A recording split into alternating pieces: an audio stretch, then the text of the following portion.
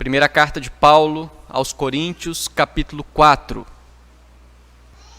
Assim, pois, importa que os homens nos considerem como ministros de Cristo e despenseiros dos mistérios de Deus.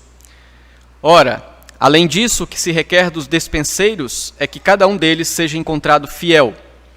Todavia, a mim muito pouco se me dá de ser julgado por vós ou por tribunal humano, nem eu tampouco julgo a mim mesmo, porque de nada me argue a consciência, contudo, nem por isso me dou por justificado, pois quem me julga é o Senhor. Portanto, nada julgueis antes do tempo, até que venha o Senhor, o qual não somente trará à luz as coisas ocultas das trevas, mas também manifestará os desígnios dos corações, e então cada um receberá o seu louvor da parte de Deus.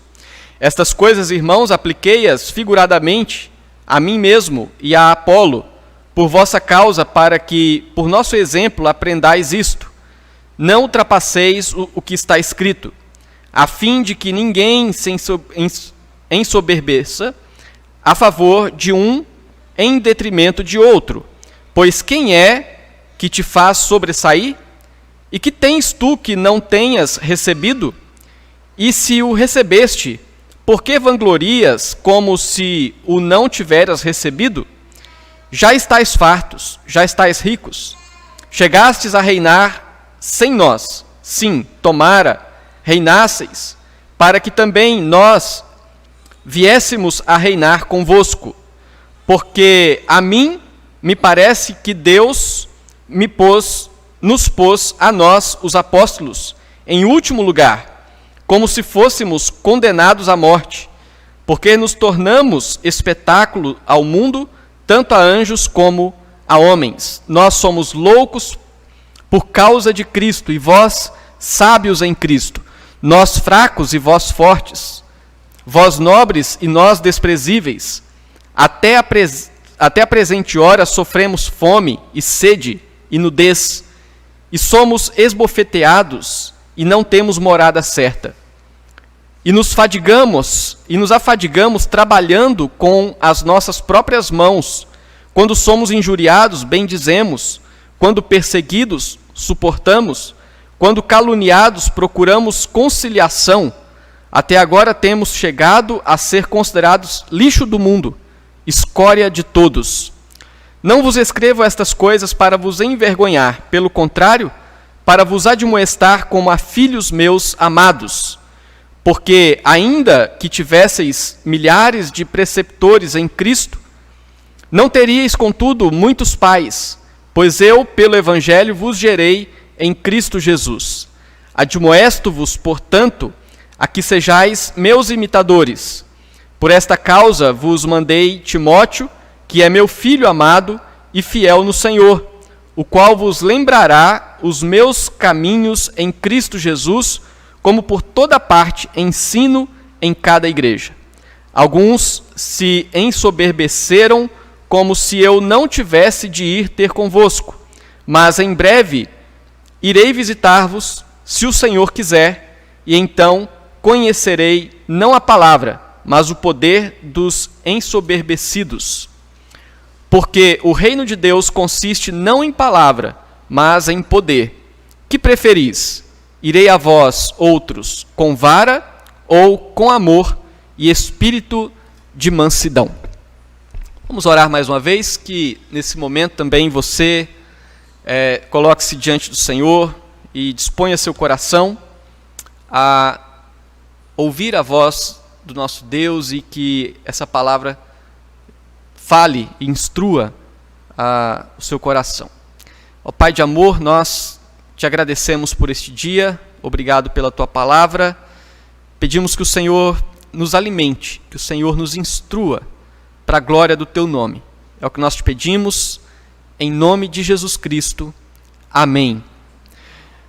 Muito bem, meus queridos irmãos, nós estamos expondo a carta de Paulo aos Coríntios, a primeira carta de Paulo aos Coríntios, e nós temos visto que o apóstolo Paulo, nesta primeira parte, inclusive encerrando aqui no capítulo 4, este assunto que fala a respeito das divisões, das facções, das discussões que existiam na igreja de Corinto.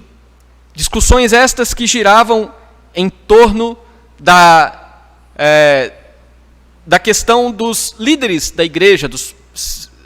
Uns diziam, eu sou de Paulo, eu sou de Apolo, eu sou de Cefas. E Paulo, como nós já vimos, considerava esse tipo de discussão a manifestação de uma infantilidade espiritual, porque assim a igreja, desde o momento em que ela foi alcançada por Cristo, quando Paulo pela primeira vez passou por aquela cidade, até o momento então que ele escreve essa carta, possivelmente aí em torno de 5 anos depois, Paulo percebe que aqueles irmãos não avançaram na fé, não avançaram espiritualmente, mas continuavam como que meninos, como crianças espirituais, e ainda estavam envolvidos em tipos de discussões que não era próprio para pessoas que já eram para ter uma maturidade espiritual, um conhecimento, e então assim terem uma postura diferente daquela que eles estavam tendo. Nesse texto que nós acabamos de ler, o apóstolo Paulo então finaliza o assunto que discorre a respeito destas divisões e destas contendas que existiam na igreja de Corinto por causa desse tipo de partidarismo. E Paulo então orienta a respeito de como eles deveriam lidar com este assunto. Qual a forma como eles deveriam tratar este assunto de forma prática. E aqui então nós encontramos algumas orientações finais do apóstolo Paulo quanto ao problema das divisões e das contendas na igreja de Corinto. Ele traz algumas orientações finais, orientações práticas, sobre como enfrentar, como lidar, como superar aquela situação, aquele problema que a igreja de Corinto estava vivendo por causa destas contendas. E uma das orientações que nós encontramos aqui é que Paulo, então, traz aos irmãos ali a orientação de como deveriam considerar os seus líderes. Vemos que eles brigavam porque um considerava mais, outro considerava menos, um achava que um era melhor, outro achava que o outro era melhor, que um tinha uma oratória melhor ou não.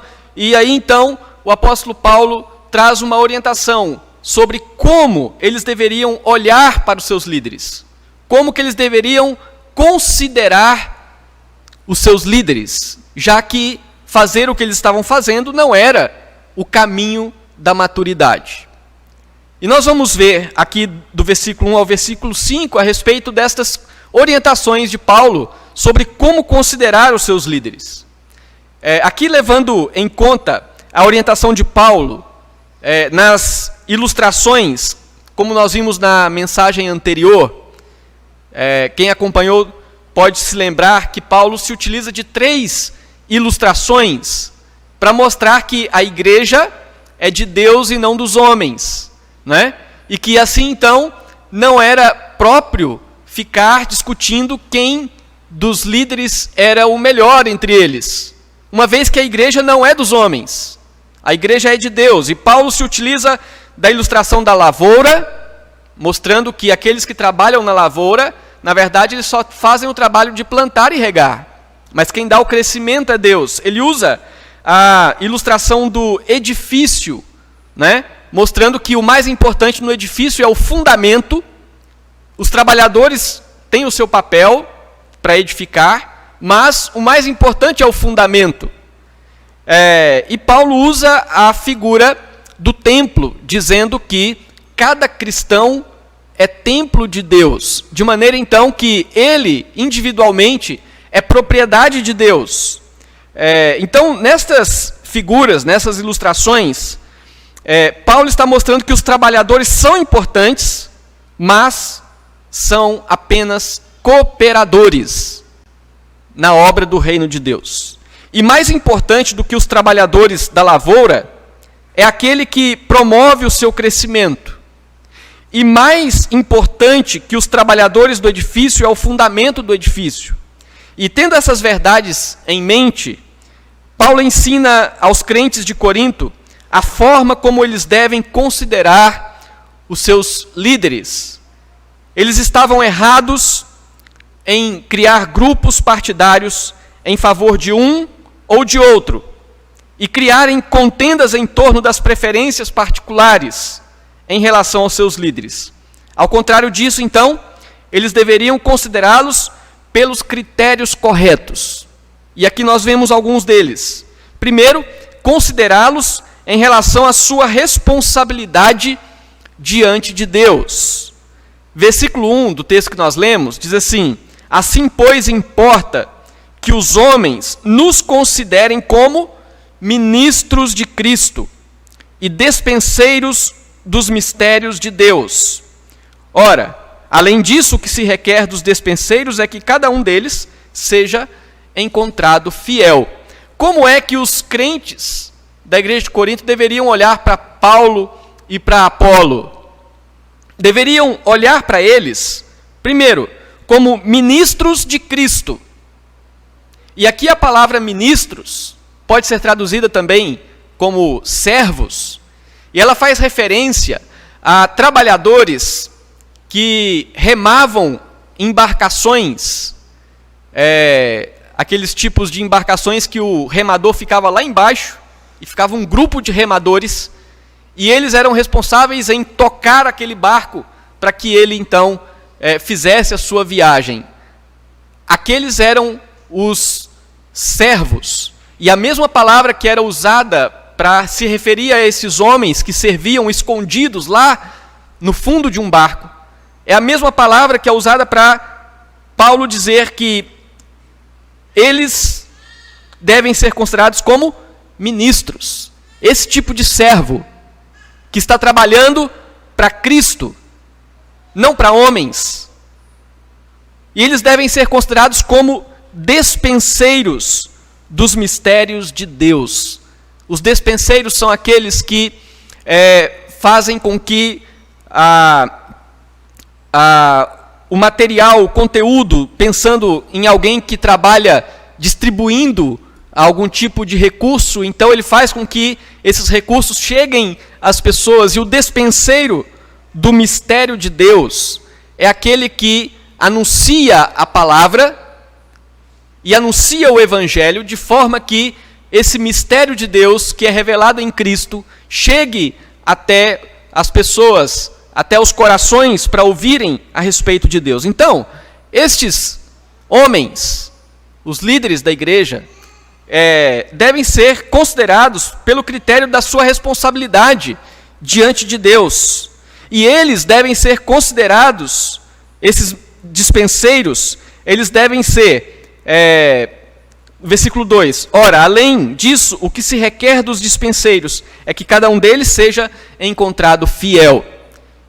O que Paulo está dizendo é que eles não devem exigir deles que eles sejam oradores como os filósofos da sua época, que eles devam ser como os líderes com quem eles os comparavam, mas o que se requer deles é que eles sejam encontrados fiéis. O que se exige destes obreiros, desses servos, como o apóstolo Paulo, como Apolo, é que eles sejam fiéis na pregação do evangelho, da ministração da palavra, e é isso o que se deve esperar destes homens. Mas é necessário que eles sejam também considerados a partir da sua fidelidade aos preceitos da Escritura.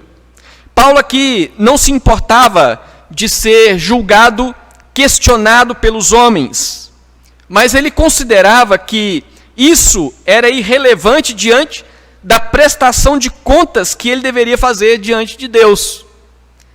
O apóstolo Paulo não se importa de ser questionado pelos irmãos da igreja sobre algo que ele fazia ou que ele não fazia. Mas o que ele está dizendo é que este não era o critério mais importante para se questionar ou para se considerar o seu ministério, mas era exatamente a prestação que ele faria diante de Deus em relação à sua fidelidade à Escritura.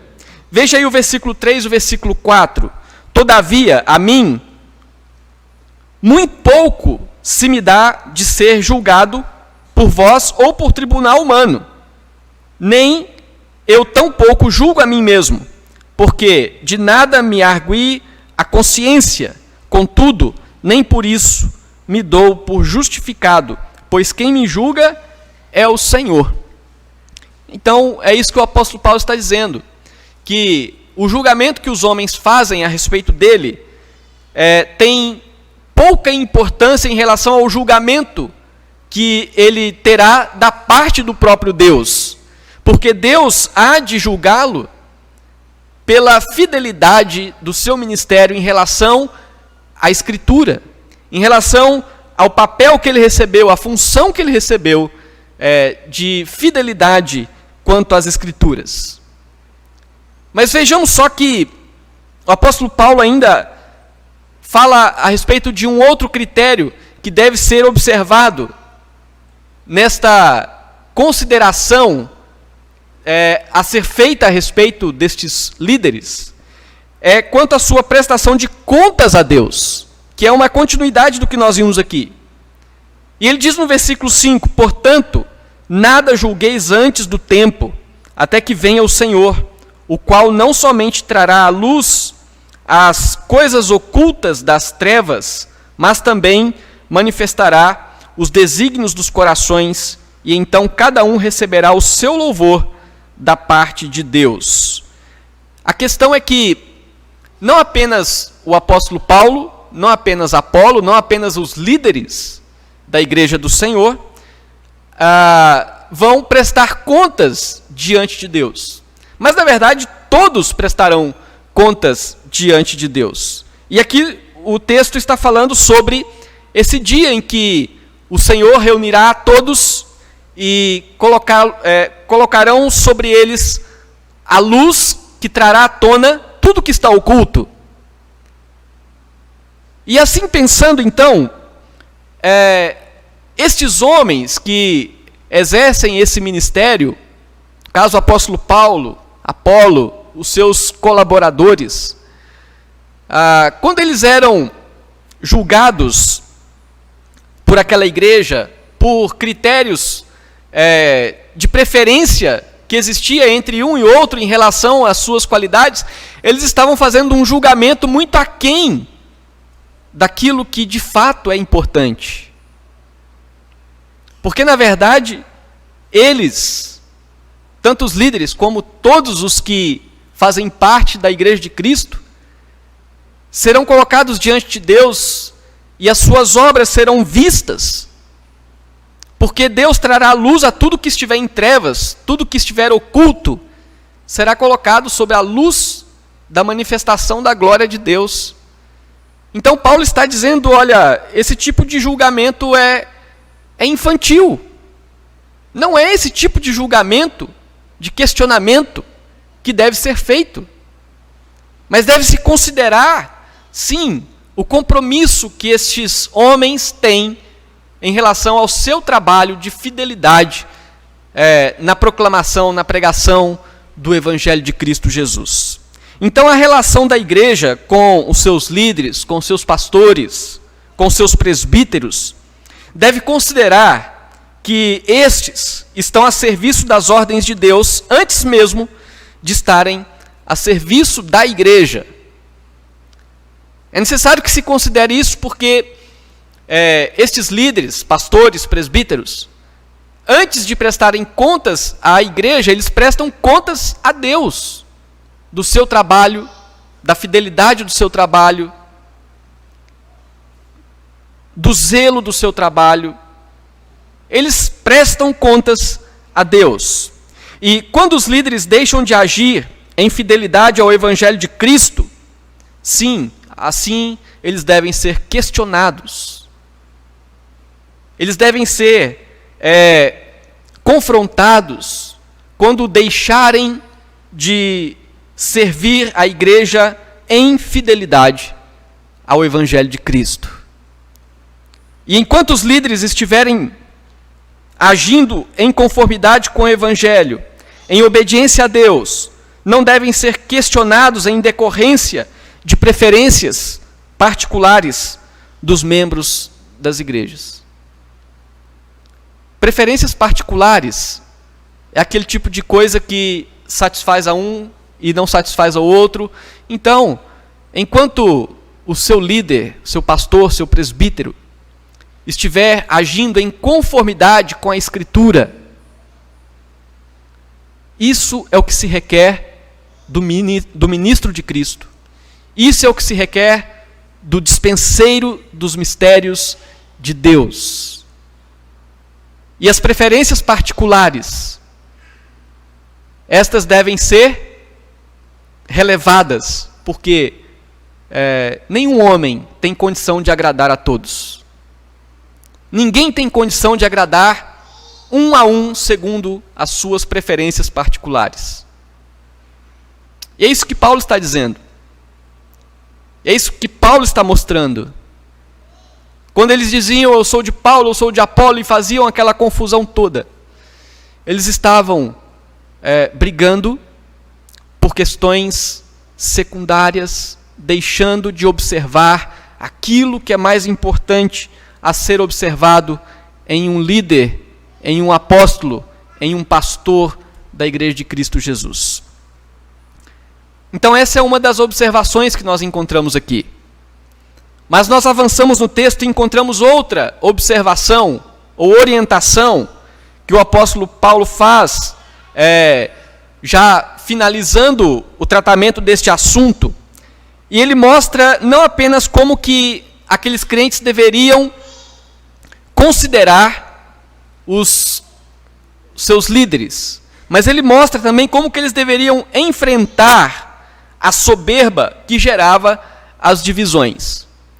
Então, as divisões entre os membros da igreja de Corinto eram geradas por causa da sua infantilidade espiritual, porque cada um queria alcançar nos seus líderes uma satisfação de acordo com a sua visão particular, e o seu coração, então, era motivado por um tipo de soberba, de orgulho próprio.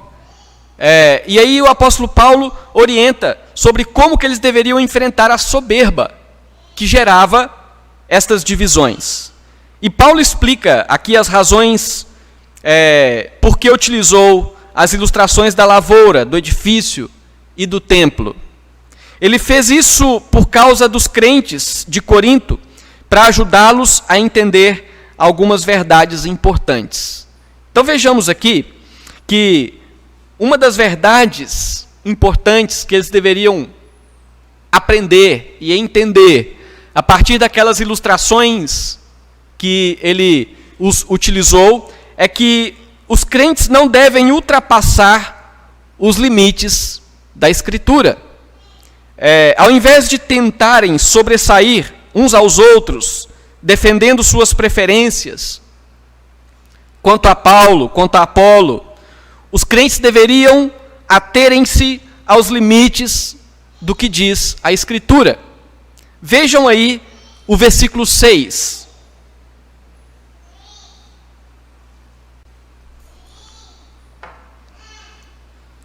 Estas coisas, irmãos, apliquei-as figuradamente a mim mesmo e a Apolo. Que coisas? As ilustrações da lavoura, do edifício e do templo. Então ele está dizendo, estas coisas apliquei figuradamente a mim mesmo e a Apolo, por vossa causa, para que, por nosso exemplo, aprendais isto. O que eles deveriam aprender? Não ultrapasseis o que está escrito, a fim de que ninguém se ensoberbeça a favor de um em detrimento de outro. Então, o apóstolo Paulo está explicando que aquelas ilustrações tinham o objetivo de mostrar que eles não deveriam ultrapassar o que a Escritura diz. O limite das suas ações, o limite das suas colocações, até mesmo das suas reclamações, deve ser estabelecido pelo que a Escritura diz. E ele diz isso que, a fim de que ninguém se ensoberbeça a favor nem de um em detrimento do outro. Mas o que nós vemos aqui também é que outra verdade importante que eles deveriam aprender é que eles deveriam reconhecer com gratidão as bênçãos de Deus. Eles deveriam reconhecer com gratidão as bênçãos de Deus. Vejam o versículo 7, que diz: pois quem é que te faz sobressair? Quem é que te faz ter algum tipo de destaque quando você tem esse destaque? E que tens tu que não tenhas recebido? E se o recebeste, por que te vanglorias, como se o não tiveras recebido? Aqui o apóstolo Paulo está mostrando para aqueles irmãos que estavam com o seu coração cheio de soberba, cheio de altivez, de orgulho, que na verdade eles tinham que reconhecer com gratidão que todas as bênçãos vêm de Deus. Porque se eles se sobressaem, quem é que fez sobressair? Deus. Se eles têm alguma coisa, seja material ou espiritual, de quem que eles receberam? E se eles receberam de alguém, se não é algo deles, se não é algo da sua própria capacidade, qual a razão da vanglória? Qual a razão do orgulho? Se tudo que eles têm, eles recebem de Deus. E aqui então, Paulo está mostrando, não há motivo para soberba, não há motivo para orgulho, não há motivo para ninguém se vangloriar por alguma posição ou por vinculação a alguém ou alguma posição que exerça. Porque tudo vem de Deus. Nada é próprio de cada um de nós.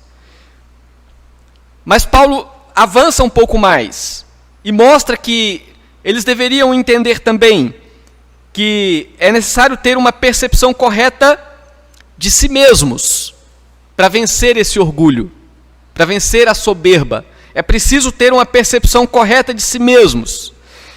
E aqui, de forma irônica, o apóstolo Paulo usa um pouco da ironia.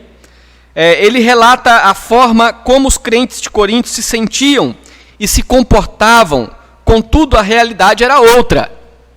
Eles se comportavam e pensavam de uma forma, e a realidade era outra, contrária à forma como eles se comportavam e pensavam.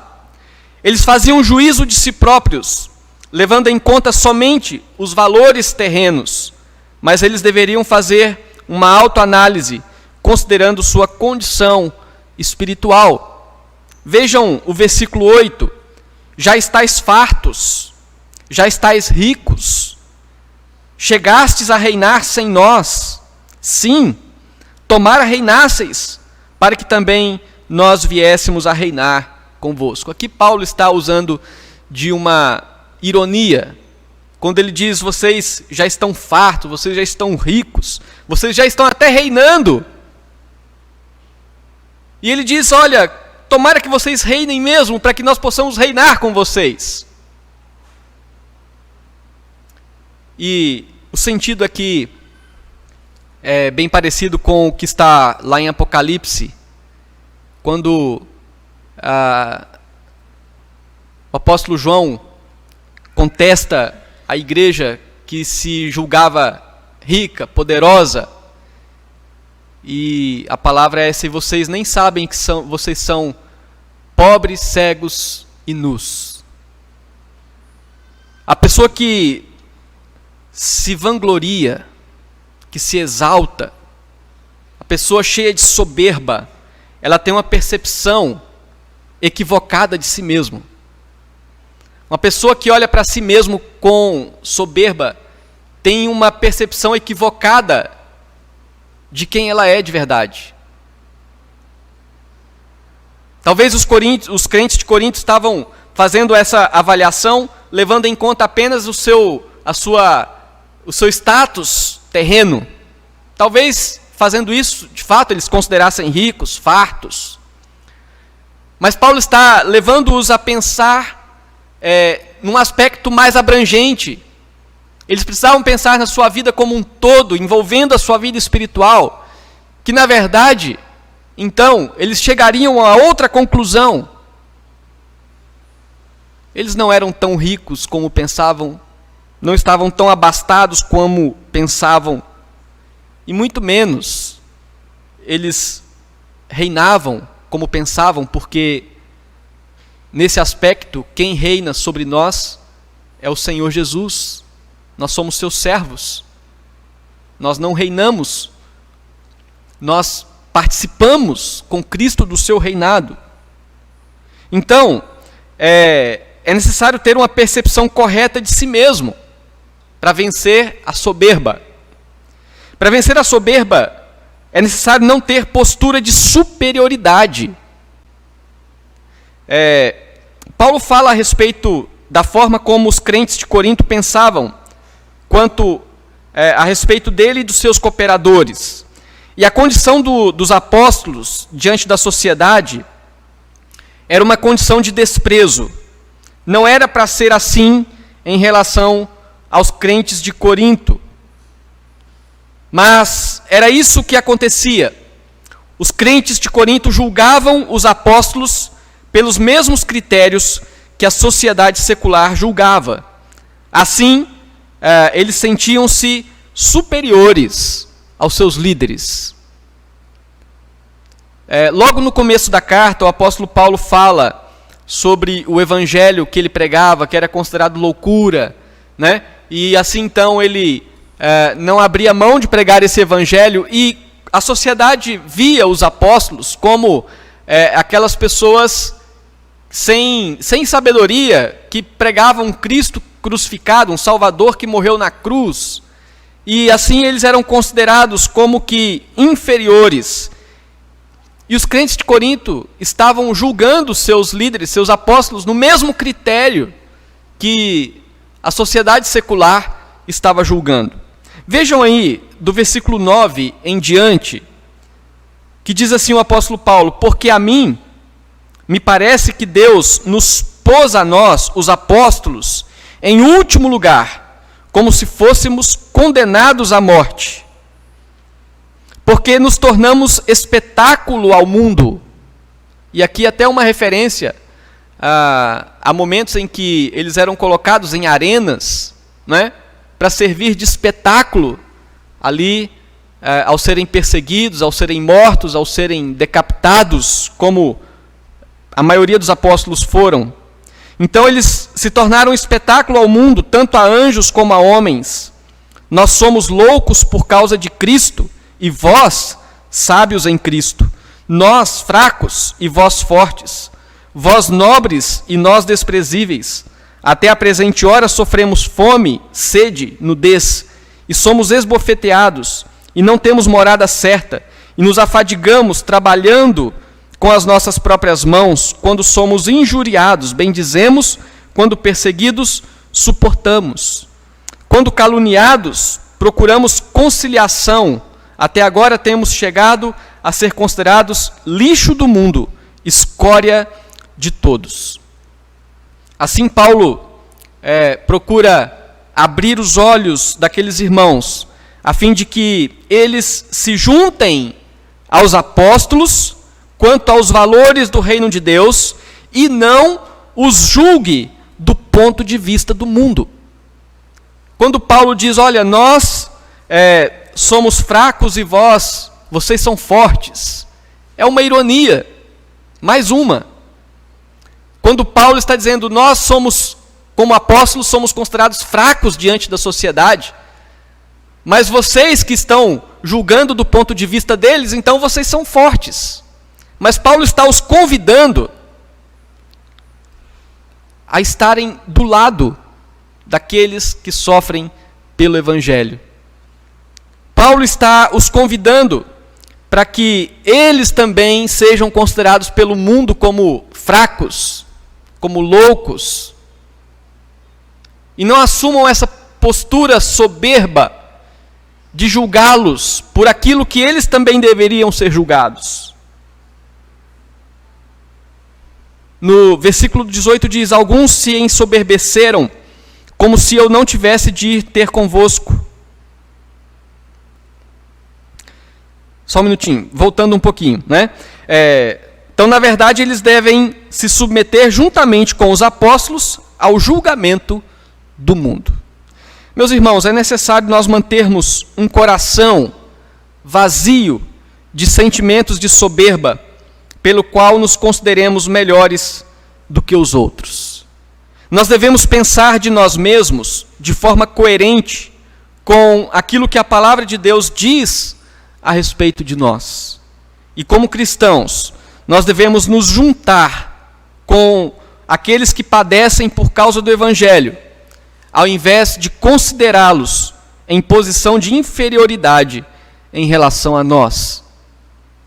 Como cristãos, nós devemos nos juntar a todos quantos são humilhados por causa do Evangelho.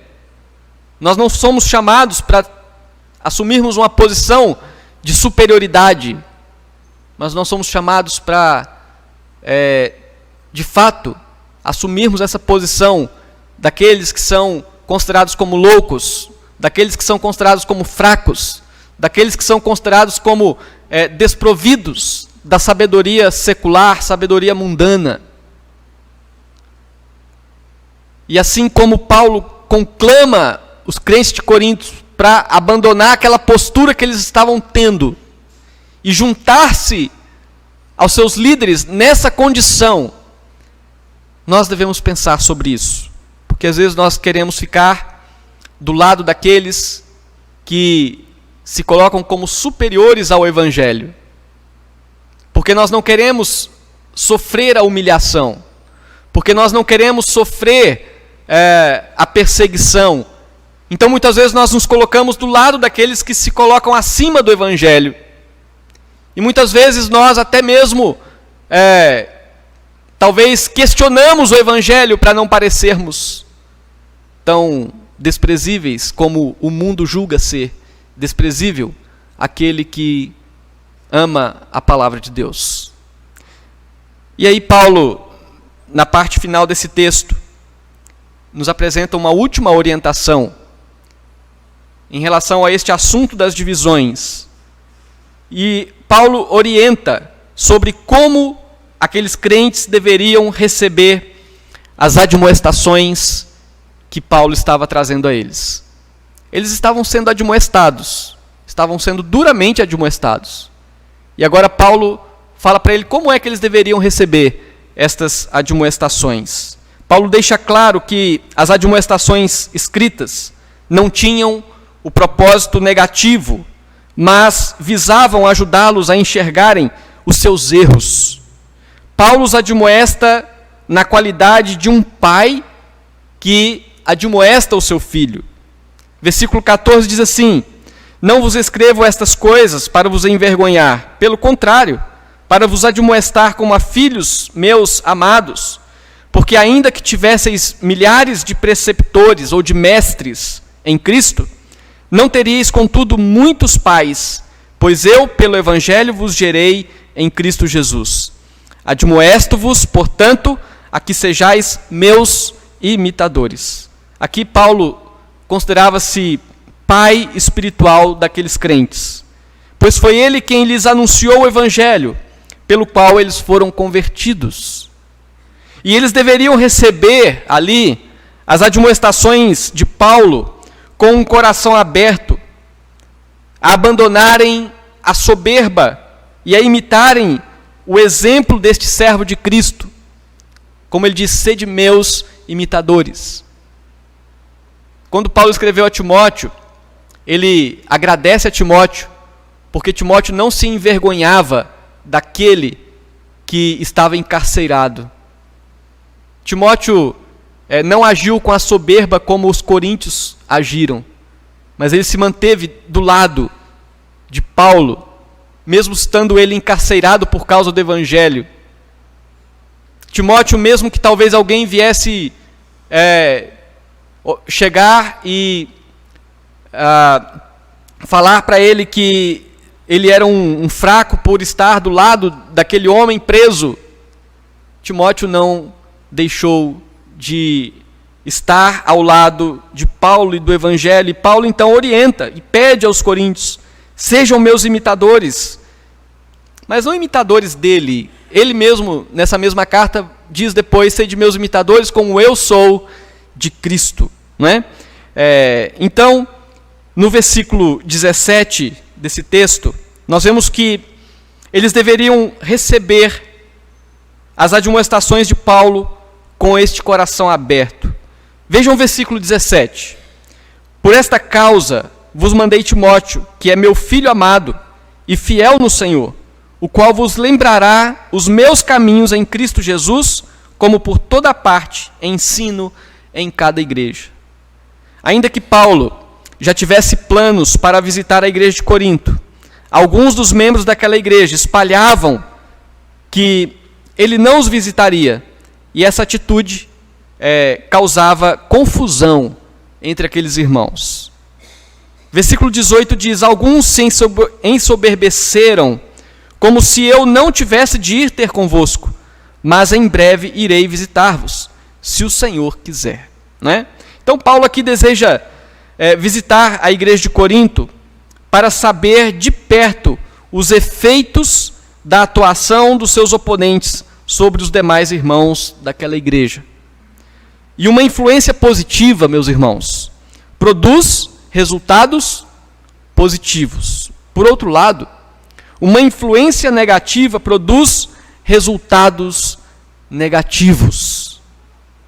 E aí, no final desse texto, versículo 17, versículo 19: e então conhecerei não a palavra, mas o poder dos ensoberbecidos.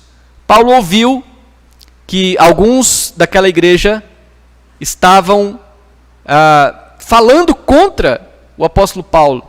E ele está dizendo: por enquanto eu sei da palavra, mas eu quero estar entre vocês para que eu possa perceber qual é o resultado das obras dessas pessoas. Porque as palavras delas eu já conheço. Agora eu quero ver quais são as obras delas. Quais os efeitos das obras dessas pessoas sobre a igreja. Porque se forem pessoas comprometidas com a palavra, os efeitos são positivos.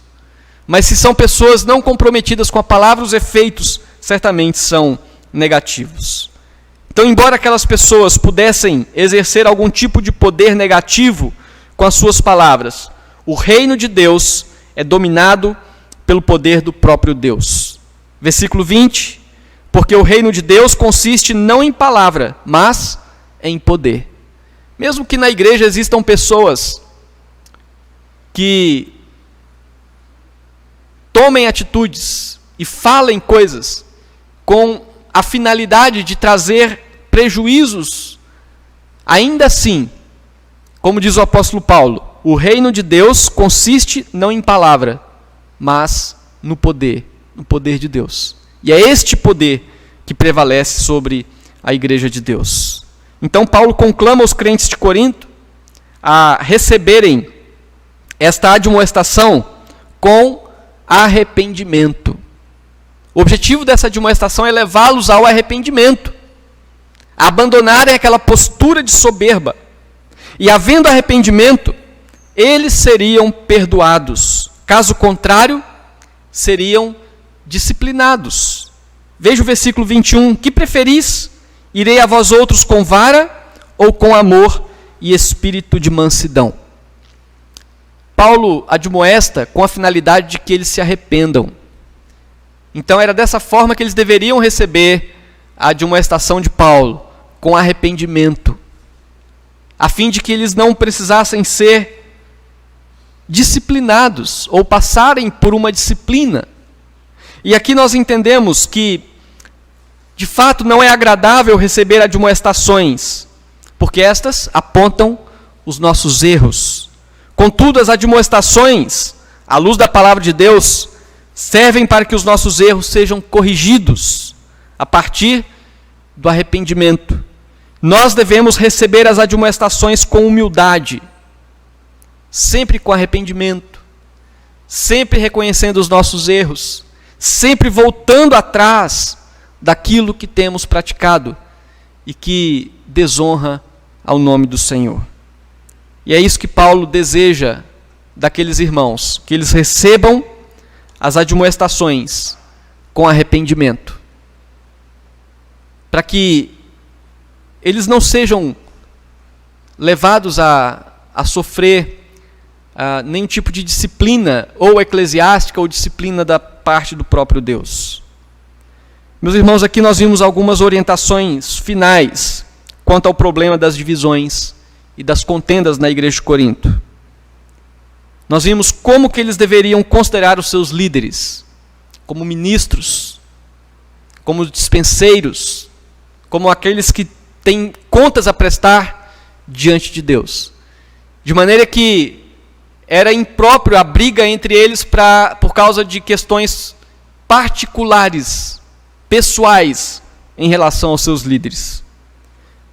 Segunda orientação que nós vimos é que como eles deveriam enfrentar a soberba que gerava as divisões. Eles deveriam enfrentar esta soberba olhando para si próprios, vendo quem eles eram, vendo a sua condição, tendo uma visão correta de si próprios, considerando os outros de forma correta e não com superioridade. E a terceira orientação, Paulo os orienta como deveriam receber as admoestações que eles estavam sendo alvo delas. Eles deveriam receber as admoestações com arrependimento. No sentido de que sempre que existe uma exortação, é porque existe um erro, existe algo que precisa ser consertado. Mas uma pessoa só consegue abandonar o orgulho e a soberba quando ele, ao ser admoestado, ele reconhece o seu erro. Mas quando uma pessoa soberba é admoestada e não reconhece o seu erro, ela continua soberba e continua passiva de sofrer de Deus a disciplina que vem do Senhor. Então que o Senhor nos dê sempre o seu direcionamento, forma correta de lidarmos com as questões da igreja, nossa relação com aqueles que lideram, a relação uns com os outros, a fim de que na igreja não haja divisões, contendas, brigas por causa de coisas que não têm, de fato, nenhum sentido. Mas que a nossa visão esteja no valor do reino de Deus acima de todas as coisas, que são os valores pelos quais nós juntos, todos em um só propósito, devemos defender, pelos quais devemos, de fato, brigar, pelos valores do reino de Deus.